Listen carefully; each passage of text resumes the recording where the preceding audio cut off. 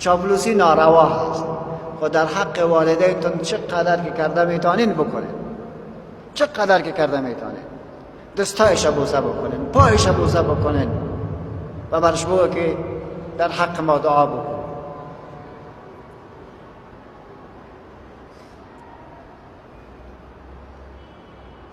این مسئولیت دینی موضوع است.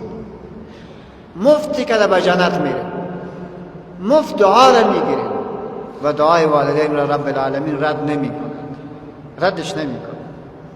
بنان کسایی که زنده هستند چنین کاری بکنند. از آنانی که وفات کردند یک بودجه را اختصاص بکنند. بگو اینه خرما خریدم به خاطر ازی که یک مسلمان او را بخورد،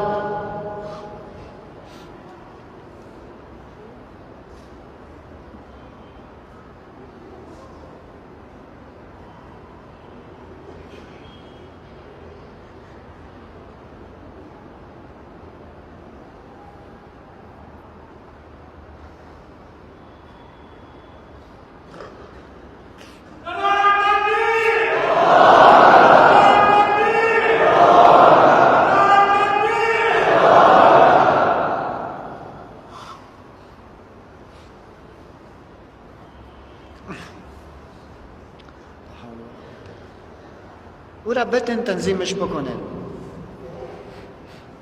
هرگاه تو به نام والدینت که وفات کرده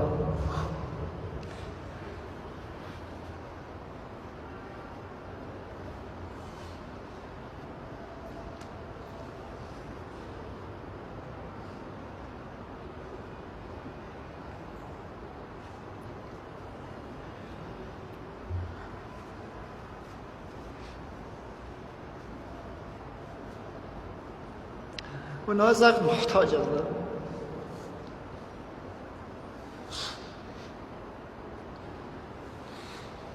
و یک وقت موت هم محتاج میشه.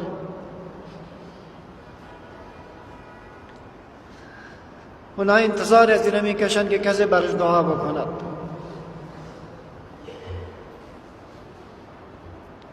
ما و تو هم یک روز محتاج میشه.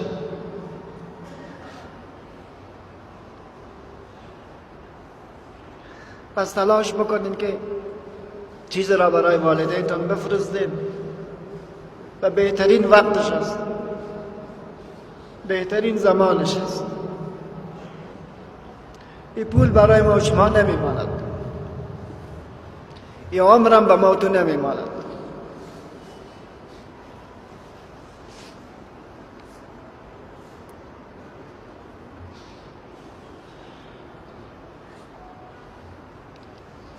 خوبی های که اونا با تو کرده، پیشاب تا پاک کرده. تو آماده هستی که پیشاب کسی را پاک بکنی؟ ولی او از تو را پاک کرده. شب برات خیسته و به گریان تو جواب داده است. تو آماده هستی که چنین کاری بکنی؟ انگامی که مریض می شدی آنقدر جگرخون می شدن که اگر تو آلی صاحب فرزند هستی به خودت بیا که تو به فرزندان چقدر جگرخون میشی. سر تو جگرخون شده به خاطر تو نمازش را قضا کرده، والله به خاطر تو گای حرام خورده، والله به خاطر تو کار ناروا را انجام داده است، به خاطر تو دشمنی کرده، به خاطر تو دوستی کرده. بنابراین حق از اونها بیشتر است.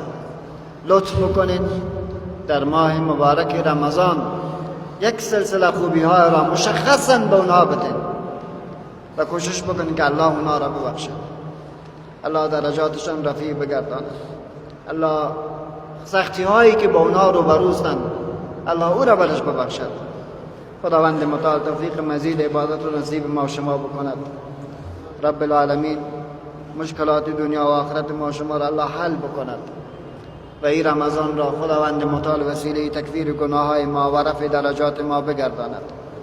خدای ما عاجز هستیم و ناتوان هستیم، تو رحیم و مهربان هستی. ما را ببخش و توفیق عبادت را نصیب ما بگردان. و صلی اللهم صل و سلم و بارک علی محمد و علی آله و صحبه اجمعین.